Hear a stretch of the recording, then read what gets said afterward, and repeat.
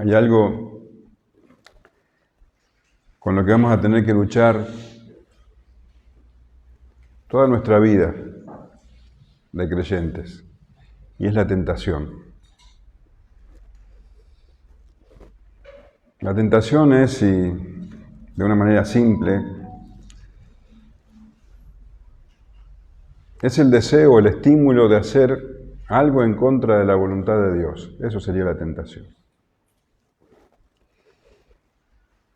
Y tenemos que saber que Dios no es quien tienta, porque Él no hace nada malo, nunca, jamás, y tampoco Él desea que alguien haga algo malo. Por eso Santiago dice en el capítulo 1, versículo 13, cuando alguno es tentado, no diga que es tentado de parte de Dios, porque Dios no puede ser tentado por el mal, ni Él tienta a nadie. Y el apóstol Juan escribe en su primera carta, en el capítulo 2, porque todo lo que hay en el mundo, los deseos de la carne, los deseos de los ojos y la vanagloria de la vida, no proviene del Padre, sino del mundo. Dios no tienta a nadie, pero sí Dios permite que seamos tentados y probados con el fin de que crezcamos, maduremos en la fe. También Santiago escribe, sabiendo que la prueba de vuestra fe produce paciencia. Y aunque Satanás es el gran tentador, él puede hacerlo a causa de nuestros deseos pecaminosos. También Santiago escribe, sino que cada uno es tentado cuando de su propia concupiscencia es atraído y seducido. Concupiscencia es, nuestros propios deseos, nuestros deseos malos, nuestros deseos pecaminosos. Somos atraídos y seducidos como un pescador que tira la carnada y viene el pez solito y muerde el anzuelo. Y él fue el gran tentador desde el principio, así lo hizo con Eva y con Adán. Leemos en Génesis 3, pero la serpiente era astuta más que todos los animales del campo que Jehová Dios había hecho, la cual dijo a la mujer, ¿con que Dios os ha dicho, no comáis de todo árbol del huerto? Y la mujer respondió a la serpiente, del fruto de los árboles del huerto podemos comer, pero del fruto del árbol que está en medio del huerto, dijo Dios, no comeréis ni de él, ni le tocaréis para que no muráis. Entonces la serpiente dijo a la mujer, no moriréis, sino que sabe Dios que el día que comáis de él, serán abiertos vuestros ojos y seréis como Dios, sabiendo el bien y el mal. Y vio la mujer que el árbol era bueno para comer y que era agradable a los ojos, y árbol codiciable para alcanzar la sabiduría, y tomó de su fruto, y comió, y dio también a su marido, el cual comió así como ella. Vemos que el deseo estaba en el corazón de Eva, y no le costó mucho a la serpiente convencerla de que desobedezca a Dios. Y tampoco le costó mucho a Eva convencer a Adán de que también lo haga.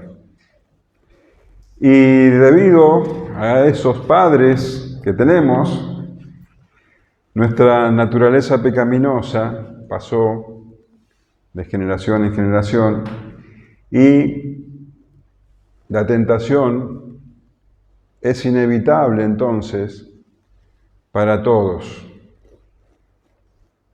Y la Biblia registra muchas personas que han sido tentadas. Dos ejemplos claros son José y David. José, vos sabés, servía a Potifar en Egipto y la esposa de Potifar lo seducía. Génesis 39:7 dice, aconteció después de esto que la mujer de su amo puso sus ojos en José y dijo, duerme conmigo. Y él no quiso, y dijo a la mujer de su amo, he aquí que mi señor no se preocupa conmigo de lo que hay en casa, y ha puesto en mi mano todo lo que tiene. No hay otro mayor que yo en esta casa, y ninguna cosa me ha reservado sino a ti, por cuanto tú eres su mujer. ¿Cómo pues haría yo este grande mal y pecaría contra Dios? Hablando ella a José cada día, y no escuchándola a él para acostarse al lado de ella, para estar con ella, aconteció que entró él un día a la casa para hacer su oficio, y no había nadie en la casa, de los de la casa allí, y ella lo asió por su ropa, diciendo, duerme conmigo. Entonces él dejó su ropa en las manos de ella, y huyó y salió. Ahí tenés la reacción de José ante la tentación. Huyó. No hizo así David. Él vio a una mujer hermosa bañándose, Betsabé, y en lugar de oír la tentación, cedió. En 2 de Samuel 11:2 dice, y sucedió un día, al caer la tarde, que se levantó David de su lecho y se paseaba sobre el terrado de la casa real, y vio desde el terrado a una mujer que se estaba bañando, la cual era muy hermosa. Envió David a preguntar por aquella mujer, y le dijeron, aquella es Betsabé, hija de Eliam, mujer de Urías Eteo.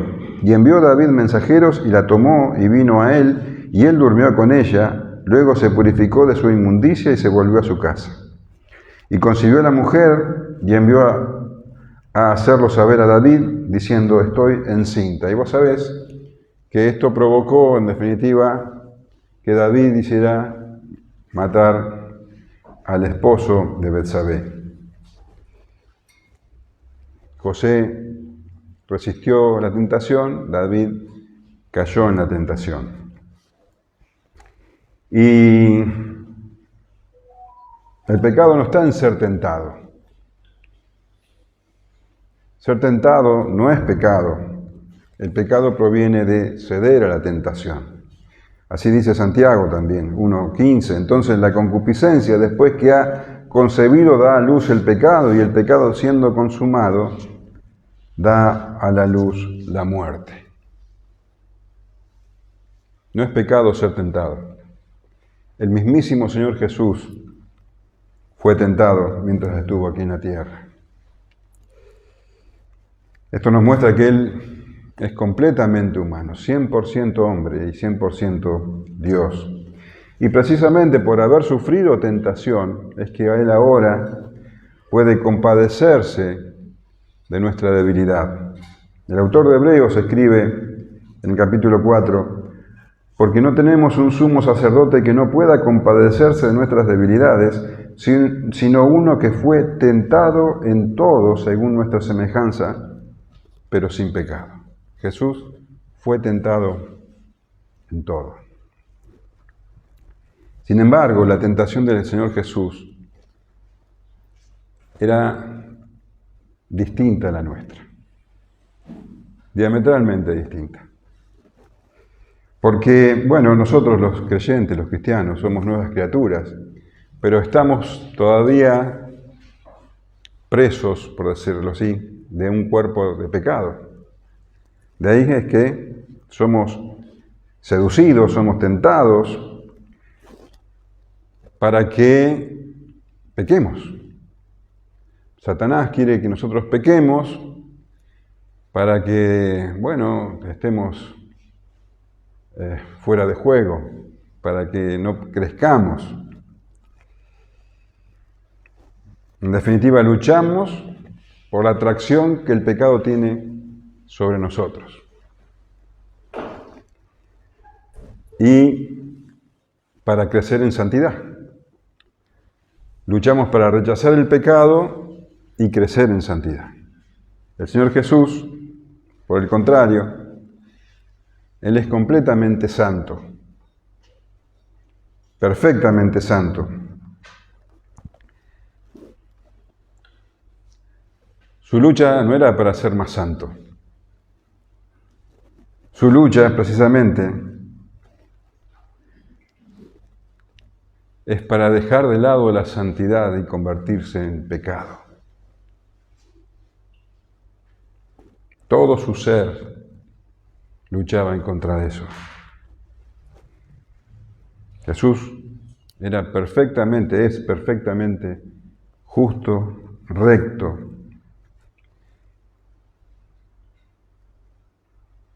No estaba lidiando con impulsos pecaminosos.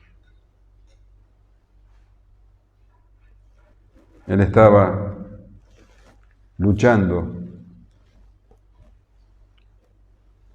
porque iba a ser completamente ensuciado por nuestro pecado.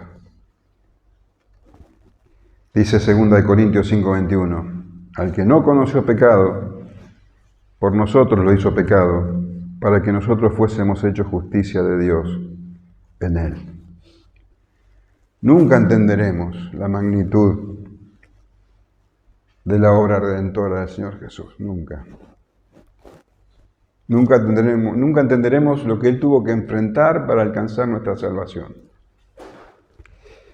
Y estaba llegando el momento en que cargaría el pecado de todos nosotros, de todos los escogidos.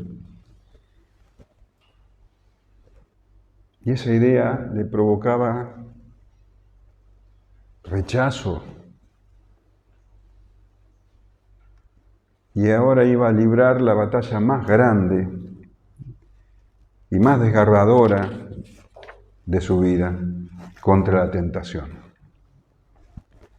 Vamos a leer Lucas capítulo 22, versículos 39 al 46.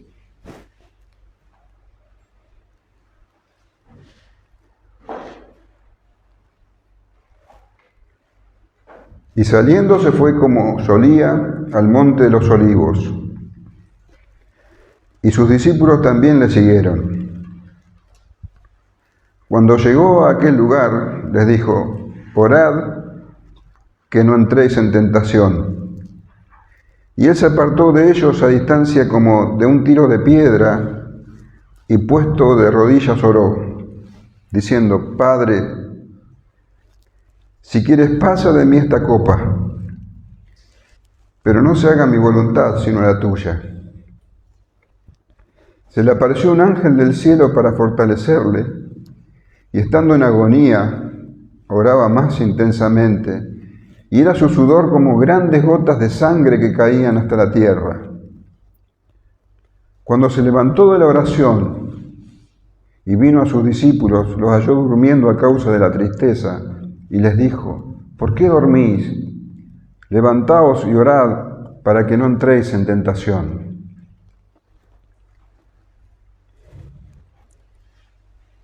El Señor Jesús es alguien tan admirable, tan único, que todo lo que hizo era un acto de amor hacia los perdidos. Dice: y saliendo se fue como solía al monte de los olivos, y sus discípulos también le siguieron. El hecho de que él hiciera lo acostumbrado, lo que solía, es algo completamente excepcional, porque él sabía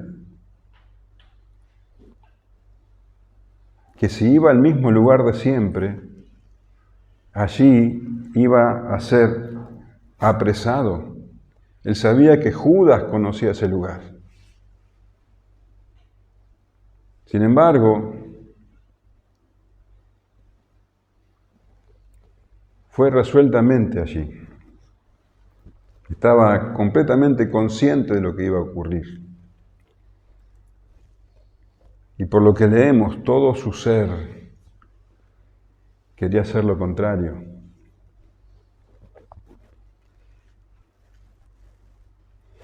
De manera voluntaria, él se dirigió a ese lugar, porque estaba poniendo su vida por nosotros. Él dijo en Juan capítulo 10, por eso me ama el Padre, porque yo pongo mi vida para volverla a tomar. Nadie me la quita, sino que yo de mí mismo la pongo.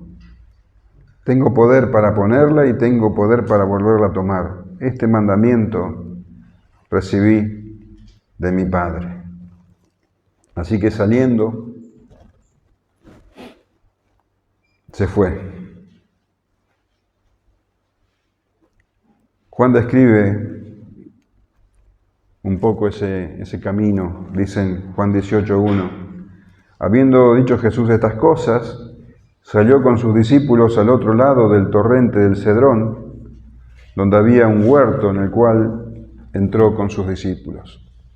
Es decir, salió de la ciudad de Jerusalén, de los muros de la ciudad, y había un torrente, una especie de desagüe que se formaba allí cuando llovía, el torrente del Cedrón. Cedrón quiere decir oscuro, turbulento. Cruzaron ese torrente y llegaron a un jardín, a un huerto que estaba antes del monte de los Olivos. Y ese huerto era el huerto de Getsemaní, que quiere decir prensa de aceite. Podemos imaginarnos al Señor caminando, resuelto, con sus 11 atrás. El pastor se disponía a dar su vida por sus ovejas. Y cuando llegó a aquel lugar, les dijo: orad, que no entréis en tentación. Aunque había una gran batalla en su interior, el Señor aún se preocupaba por sus discípulos. Él sabía que ellos también lidiarían con la tentación en esa noche especialmente, y que debían estar listos para poder enfrentarla. Por eso les dice: orad, que no entréis en tentación. Era necesario que ellos estuvieran en oración, porque iban a atravesar la prueba más grande de sus vidas, y no bastaba con tener buenas intenciones. Nunca las fuerzas humanas son suficientes. Es necesario el poder de Dios. Y habiéndoles dicho esto, dice: y él se apartó de ellos a distancia como de un tiro de piedra, y puesto de rodillas, oró. Les dijo que oren porque él mismo necesitaba orar.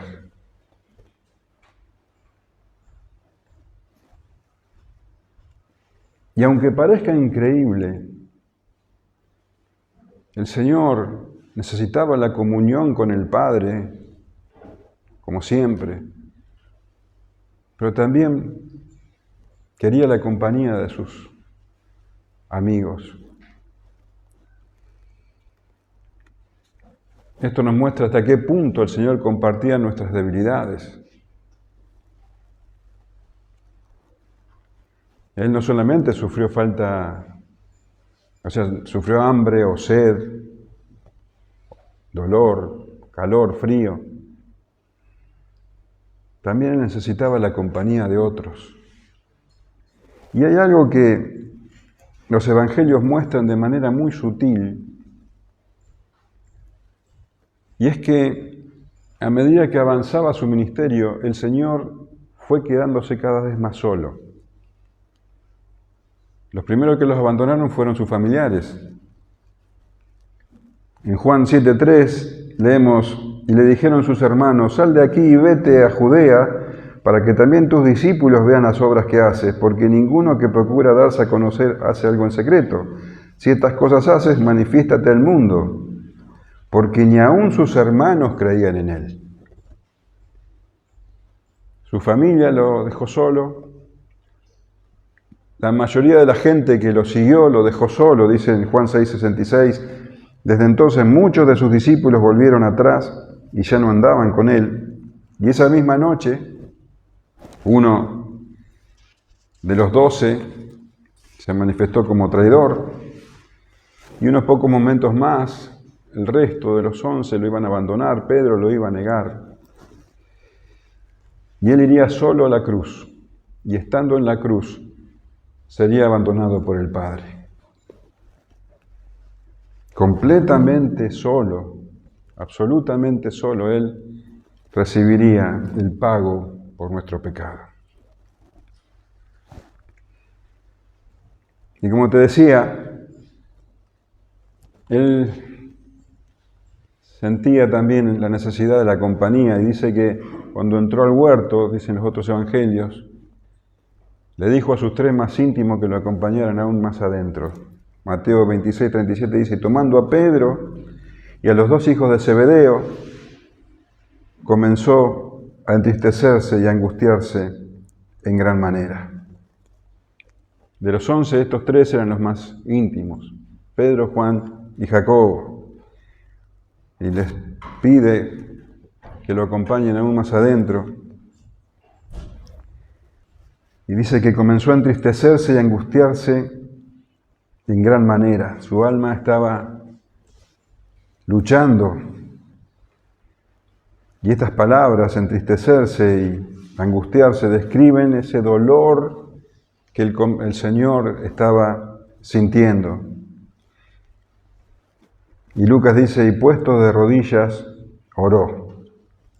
No muy lejos de estos 3 hombres, a un tiro de piedra, dice el Señor. Según Lucas, se arrodilló, y según los otros 2 evangelios, Mateo y Marcos, cuentan que se postró rostro en tierra, completamente abrumado, y oró. Y su oración no fue silenciosa. Tampoco fue en voz baja. El autor de Hebreos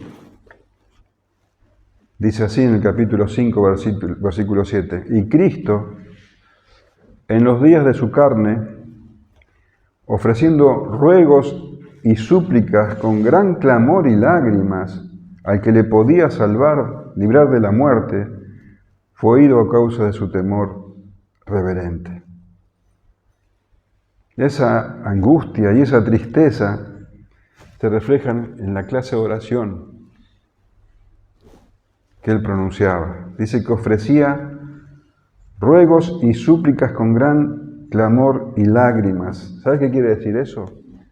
Que el Señor lloraba y oraba a los gritos.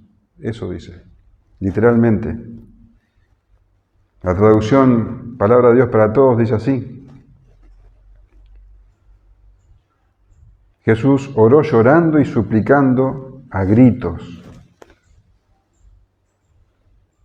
Estaba roto. Jesús estaba roto.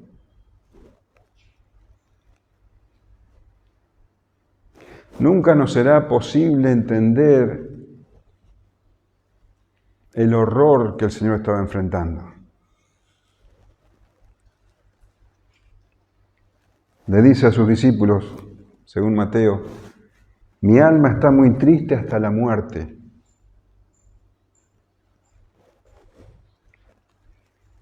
Lo que estaba diciendo el Señor virtualmente es que estaba tan angustiado, tan agobiado, que estaba a punto de morir, que su cuerpo estaba a punto de colapsar. La palabra de Dios para todos dice, mi tristeza es tan grande que me siento morir.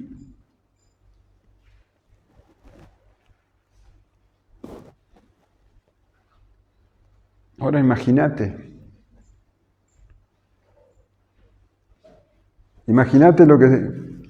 la tristeza que puede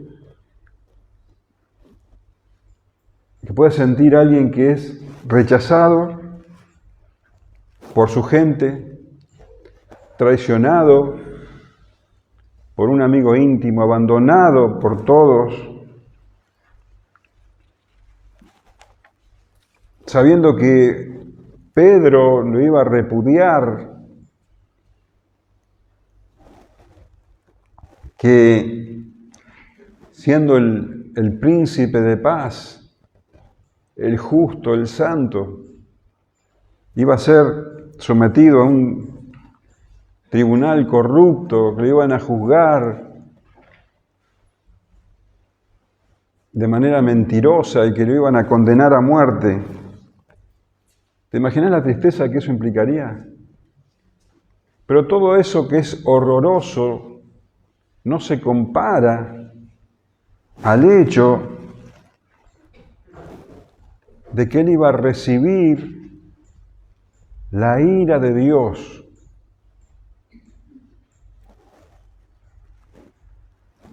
por todos los elegidos.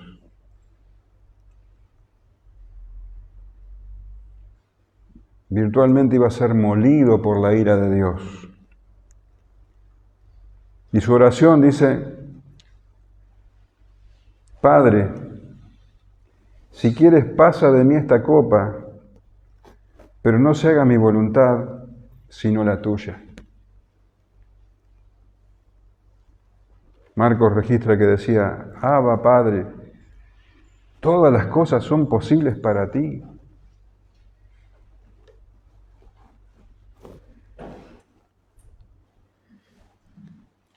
Nadie se refería a Dios como Abba, solamente Él. Es una forma muy familiar. Decía: Abba, todo lo podés hacer, todo es posible para vos. Todo su ser estaba en contra de esa idea.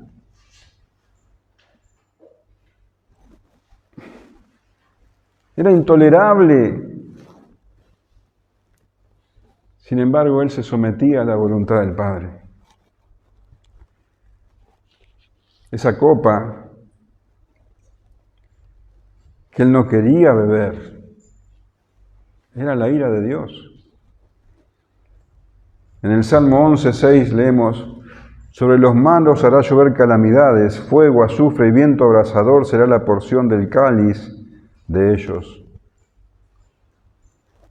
Apocalipsis 16:1 dice: oí una gran voz que decía desde el templo a los 7 ángeles: id y derramad sobre la tierra las 7 copas de la ira de Dios. El Señor estaba enfrentando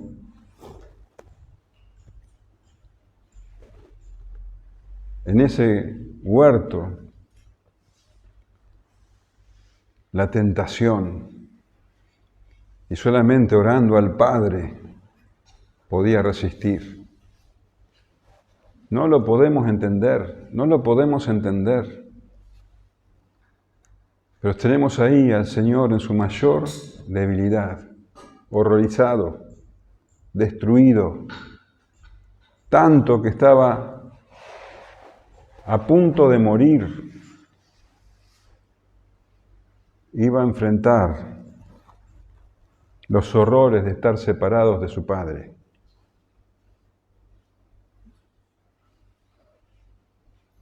Con quien estuvo unido por toda la eternidad. El Padre y yo uno somos, decía él. Él recibiría la maldición por todos nosotros. Él experimentaría el infierno por nosotros, por cada uno de nosotros. Él experimentaría en la cruz todos nuestros infiernos. Miles y miles y millones de infiernos que nosotros nunca jamás podríamos imaginar en los que el Señor iba a recibir en la cruz.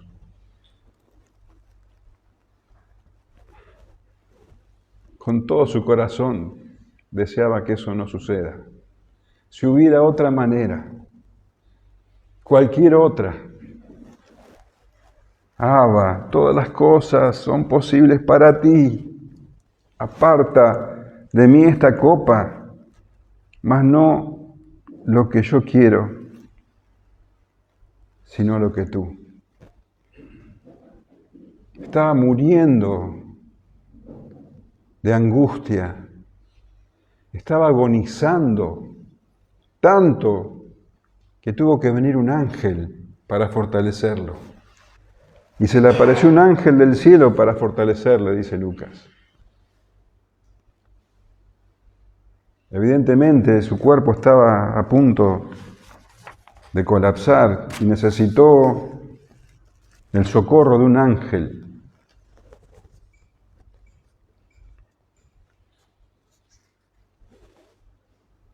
Y ese ángel fue enviado por el Padre.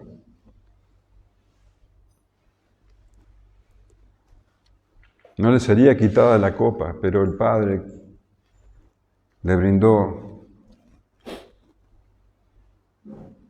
su cuidado. Y estando en agonía, oraba más intensamente y era su sudor como grandes gotas de sangre que caían hasta la tierra. Y los médicos científicos reconocen esto como un fenómeno que se da en las personas que sufren presión extrema. Se llama hematidrosis. El sudor se vuelve rojo por la sangre. Y eso es lo que el Señor estaba sufriendo. Su rostro, su cabeza,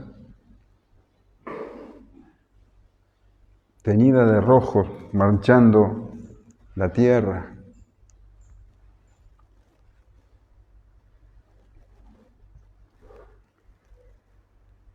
Cuando se levantó de la oración y vino a sus discípulos, los halló durmiendo a causa de la tristeza.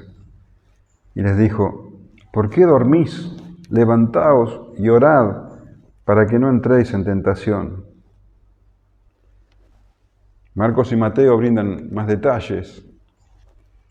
Ellos registran 3 momentos en que el Señor intenta despertar a sus discípulos.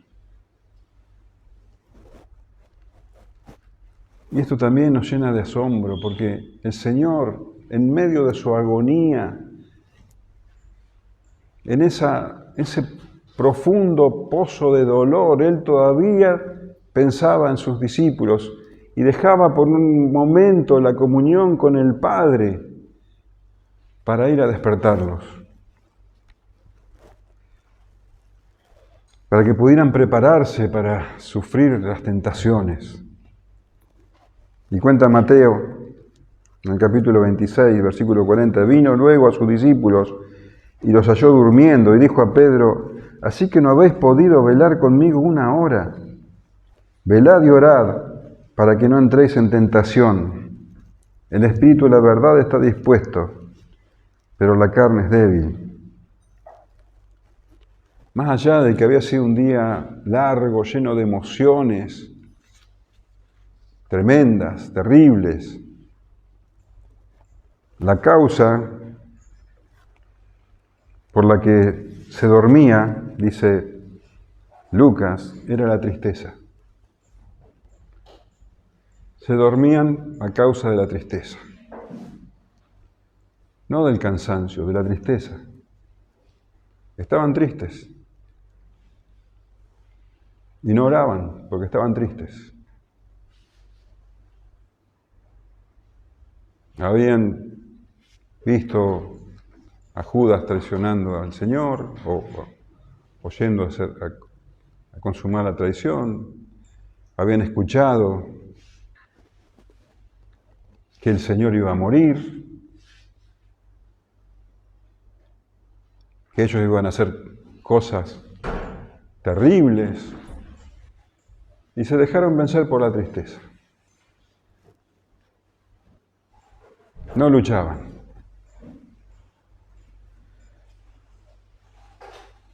Se abandonaron. El Señor luchaba contra la tentación. Ellos no. Se dormían. Y el Señor los exhortaba a orar, pero ellos estaban entregados. Y Pedro, quien unos momentos antes había dicho que iba a dar la vida por el Señor, ni siquiera pudo orar. Dice, ¿así que no habéis podido velar conmigo una hora? Pedro.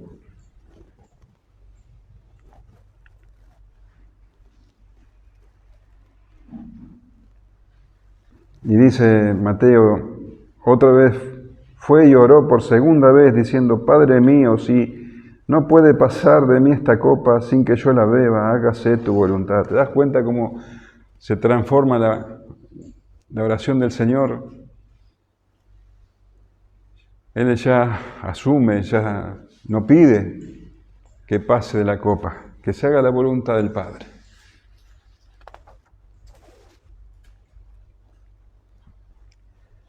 Dice el autor de Hebreos que esa noche el Señor aprendió obediencia. No que Él haya sido desobediente, sino que en esa noche tuvo que enfrentar algo que jamás en la eternidad pasada había enfrentado y aprendió la obediencia. Y vino otra vez, dice Mateo, y los halló durmiendo, porque los ojos de ellos estaban cargados de sueño. No podían mantener los ojos abiertos. Marcos dice que intentaron decir algo, pero que balbuceaban. Y dejándolos, se fue de nuevo y oró por tercera vez, diciendo las mismas palabras.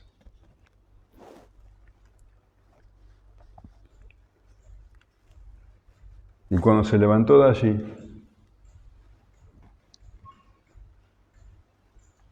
ya estaba completamente resuelto. Había librado la peor de sus batallas. Allí en el Getsemaní, el Señor fue perfeccionado en la obediencia. Y ahora estaba listo para ser nuestro sumo sacerdote. El autor de Hebreos dice en el capítulo 5, versículo 9, y habiendo sido perfeccionado, vino a ser autor de eterna salvación para todos los que le obedecen. Allí en el Getsemaní, el Señor fue perfeccionado, siendo perfecto. Pero ahora estaba listo para ser nuestro sumo sacerdote. Había luchado contra la tentación y había vencido. Ahora estaba completamente preparado para ser entregado en manos de pecadores. Él era el sumo sacerdote y el Cordero de Dios que quita el pecado del mundo. En unos momentos vendrían los alguaciles y los soldados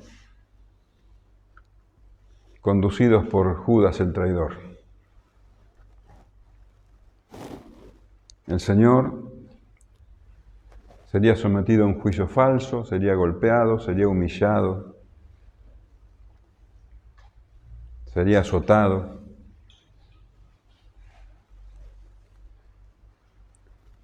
Y lo condenarían a la peor de las muertes.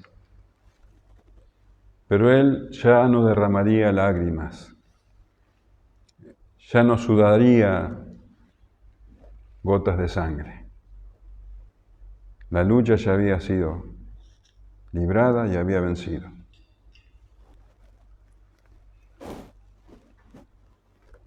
Ahora la copa de la ira de Dios estaba en su mano y su mano estaba firme. Él bebería esa copa por todos nosotros, para que ninguno de nosotros tuviera que probarla.